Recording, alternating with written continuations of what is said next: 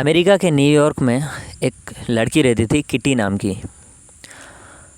एक शाम को किटी के घर पे हमला हो गया और किटी मदद के लिए लोगों को पुकारती रही, चिल्लाती रही। उसके सारे नेबर्स सुनने के बावजूद भी मदद के लिए नहीं आए, कोई भी इनकी मदद को नहीं आया। एटलीस्ट यहाँ तक कि किसी ने पुलिस को भी खबर नहीं की। सारे नेबर्स ये सोचते रहे कि मैं ही क्यों करूं, और भी सारे लोग हैं वो कर लेंगे। और दूसरा भी यही सोचता रहा, सारे लोग यही सोचते रहे। ऐसे करके कोई भी उनकी मदद नहीं की।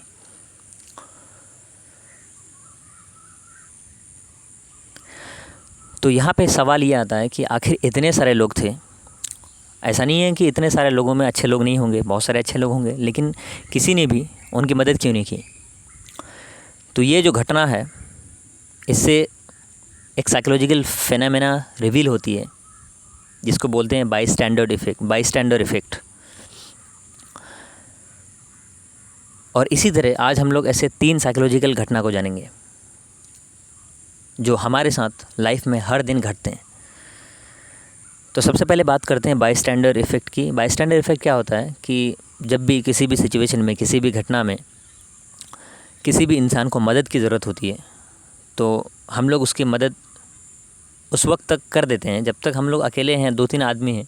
जब लोग कम होते हैं तो लोग मदद कर देते हैं, लेकिन जब लोग ज़्यादा होते हैं तो लोग मदद नहीं करते हैं। ये सोचते हैं कि कोई और दूसरा कर देगा, मैं ही क्यों करूं, कोई और दूसरा कर देगा, मैं ही क्यों करूं। तो ये करते करते कोई भी इंसान मदद नहीं करता है। इसको बोलते हैं बाईस्टैंडर इफ़ेक्ट की। आपने भी ये घटना कहीं ना कहीं देखा होगा कि सड़क में कहीं एक्सीडेंट हो गया है और बहुत सारे लोग वहाँ भीड़ जमा हो गई, लेकिन कोई भी मदद के लिए आगे नहीं आ रहा है जल्दी से।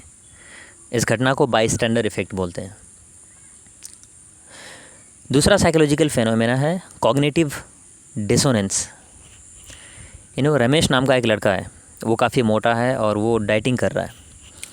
बट डाइटिंग करते करते वो पिज़्ज़ा खा रहा है और बर्गर भी खा रहा है और अपने आप को ये दिलासा दे रहा है कि चलो आज खा लिया, कल से छोड़ दूँगा। लेकिन हर एक बाइट के साथ वो गिल्ट महसूस कर रहा होता है कि आखिर मैं क्यों खा रहा हूँ, मैं तो डाइटिंग कर रहा हूँ। उसको बुरा लग रहा होता है। इस घटना को बोलते हैं कॉग्निटिव डिसोनेंस। कॉग्निटिव डिसोनेंस मतलब जब हमारे बिलीफ और हमारे एक्शंस मैच नहीं होते हैं, उसको कॉग्निटिव डिसोनेंस बोलते हैं।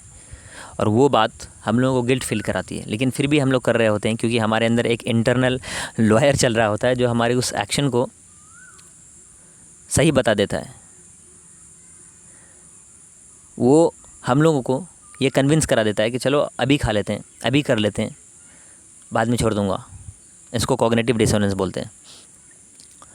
और तीसरा साइकोलॉजिकल फिनोमेना जो हमारी लाइफ में हर दिन होता है वो है पैराडॉक्स ऑफ चॉइसेस। आप इमेजिन करो, आप एक खिलौनों की दुकान पे जाते हो और वहाँ पे दुकानदार आपको 100 तरह के खिलौने ला के दिखा देता है और सारे काफ़ी अच्छे हैं।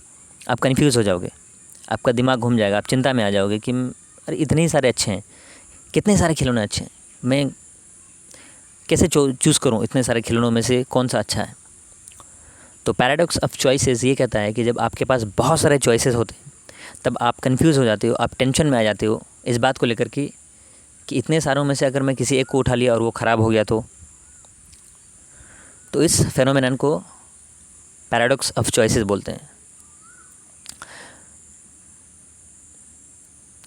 और ये तीनों साइकोलॉजिकल फेनोमेनन हमारी लाइफ में हर दिन घटते हैं, हर दिन होते हैं।